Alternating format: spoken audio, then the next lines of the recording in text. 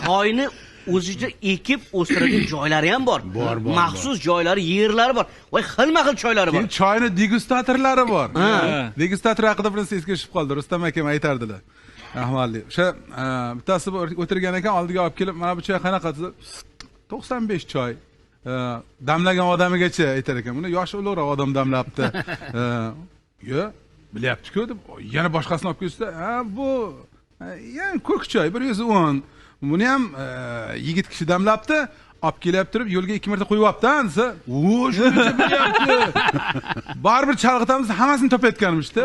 Chalg'itamiz hozir debdi-da, bittasi shumroq, sho'xroq bor ekan. Dilshodjonga o'xshagan.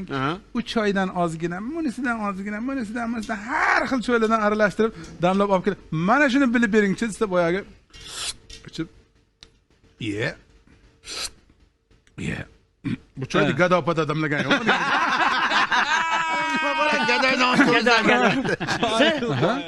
Mahmud Sartoq.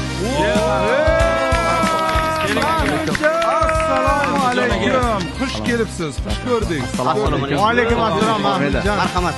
Salomlashib oling. Assalomu alaykum Turkjoy dasturini kuzatuvchilari va boshlovchilari. Mahmudjon aka, siz kelishingizni bitta men bilmabman-da.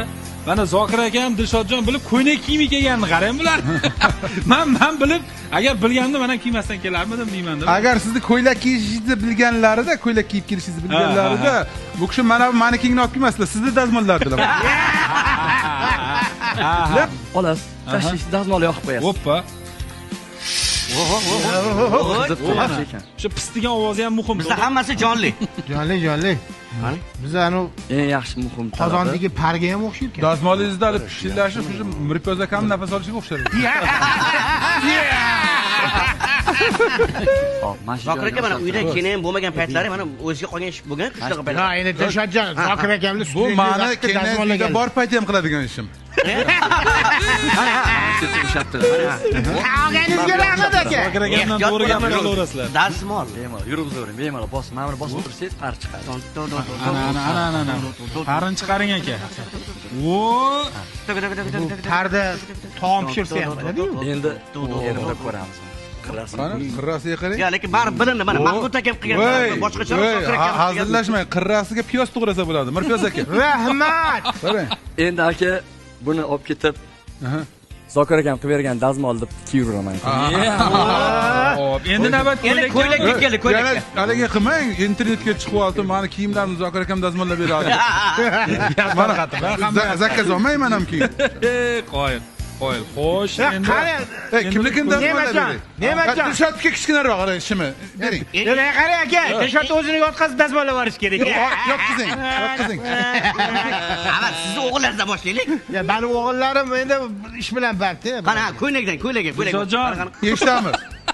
Hammaning bari uyda o'zlaring qilasizlar, bilaman shuni. Dazmollaganlaringdan o'zi bilinadi. Yaxshiroq dazmollashni o'rganib olaylik. Yo'lboshchimiz boshlab berdi. Qanday? Zokir aka aytadi-yu. Qizlarni chiroyi holda, erkak kishiniki yoqada. Yoqaga erkak kishi har doim e'tiborli bo'lishi kerak. Har qanaqa tadbir bo'ladimi, xoh davlat tashkilotidagi rahbar bo'ladimi, xullas yoqa dazmol qilishi, ko'ylak dazmol qilishni o'rganadi. Yoqazor bo'lish kerak ekan. Yoqangiz yaxshi bo'lsa, go'zallik sizni yoqangizdan oladi. Ana. Davramiz qizigandan qizib bormoqda. Endi haqiqiysiga qiziydi. Boltoy akamga murojaat qilamiz. Xayolingizda nimalar o'tyapti, kuzatib turibman. Xayolimda hammanglar borib tikuvchini o'rab oldinglar. Hozir bitta savol bersam, bittanglar ham unga javob bera olmaysizlar. Qanaqa savol Tikuvchi ham javob bera olmaydi. Nima savol ekan? Eshitdik aka. Ko'ylakda kastim shunda eng muhim narsa nima uka? Ko'ylakda yoqa aka. Bo'lmagan gap. Ana. Aytingchi. Tugma kesib tashlasam, bittanglar ham ko'chaga chiqolmaydi. To'yimda bir marta galstuk taqdim. Boshqa umuman taqmadim, chunki menda haligi bir avtoritet bor-da. Ozgina xalaqit beradigan joylar bor. Taqsam ham bo'lmaydi yoki kelmay qoladi, yoki qaniydir bir o'zimni bir davralarda bir bo'g'ib o'tirgandek his qilaman-da. Mana bo'g'ib turadi-da. Qachon tugasa o'sha tezroq yechib olsam deb o'tiraman. Galstuk deganingizda bir 150 kilolik boy bor ekanda. Boyni atrofida girdi kapalak hamma xizmatda. U ham bir haligi allambalo taomlab yurar ekanda. Mirpiyoz akamning restoraniga kelib boyagi boy toshbaqa yeyman deb qolibdi. Voy. Zakazni qarang, toshbaqa endi bu yerda restoranda qilishmagan, yo'q bizada yo'q. Hali yonidagi yigitlar hozir tashkil qilamiz deb buni toshbaqa deb olib kelib berishdi o'zining yigitlari. Ovqat kech ketganmish, yarim soat 40 minut bo'ldi kelmayapti. Nima bo'ldi desa, toshbaqani so'yolmayapmiz, kallasini tiqib olgan ichiga. Ammo yo'li bor. Shunda kelibdi boyagi boyda yordamchilardan bittasi kelibdi-da, haligi toshbaqani oyog'iga vilkani bir sanchgan ekan, kallasini shunday chiqarsa, shart o'zi mana ovqat qilib yuradi debdi. Voy! Bu uslub bizning hayolimizga kelmadi. Sizning hayolingizga qanday keldi desa, boy akamni biz har kuni galstuk taqtiramiz degan ekan. Zokir aka, mana shu oila haqida juda ham bir yaxshi mavzu ochildi. Bir oila haqida bir o'zingiz ham birikda haligi qiziqtirgan savollaringiz bo'lsa, marhamat. Bir Umar akamga bersangiz bo'ladi. Oila zo'r, oila borki, oila mustahkam bo'lishi uchun er-xotin orasida hazil-huzul bo'lib turish kerak. Bo'ltoy aka, sizlarda bormi er-xotin orasida hazil-huzul?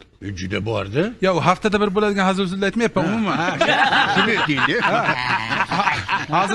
Hazil-huzul bo'lib turish kerak ekan. Ana shu er-xotin orasida hazil-huzul bo'lib turish kerak. Endi oilaga keladigan bo'lsak, har bir ayol kishi erini to'yga yaqin boradigan bo'lsa, o'zingizga qarab yuring. Ichmang dadasi, ichmang deyurar ekanda. Ichmang dadasi, qo'yma.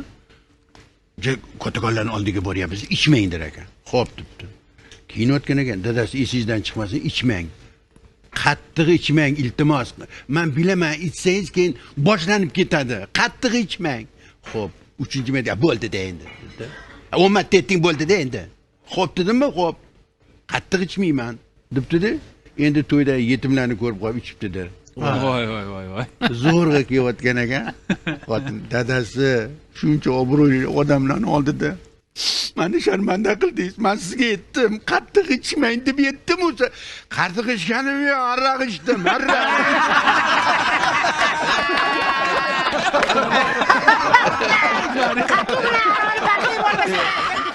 Bittasini bolasi savol beribdiki, men qanday paydo bo'lganman, ota?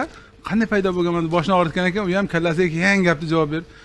Menga qara, biz to'ydan keyin keldik, ko'rpani qatini ko'tarib mana kuf dedim, oyi suf dedi, yopib qo'ydik. Ertalab tursak siz paydo bo'lib qolibsiz. Qo'yiladi. Bola ishonibdi. U ham yotishidan oldin ko'rpasidan kuf, suf debdi-da, yopib qo'yibdi. Ertalabki bo'y ko'zini chiqarib ochib qarasa, katta tarakan turgan ekan. Boyaga qarab bir o'ldirardimi, bolamsan-da. Bo'ladi. Vaqt oliy hakam deb bekorga aytishmaydi, azizlar. Ko'pga emas. Yana erta tongdan, ertalabdan shirchoychilar xizmatingizda. Bizni hech qachon tark etmang. Kayfiyatingiz doimo mana shunaqa a'lo bo'ladi. Sizning nomingizdan o'z o'rnida mehmonlarimizga tashakkur bildirib qo'yamiz. Xush kelibsizlar. Demak,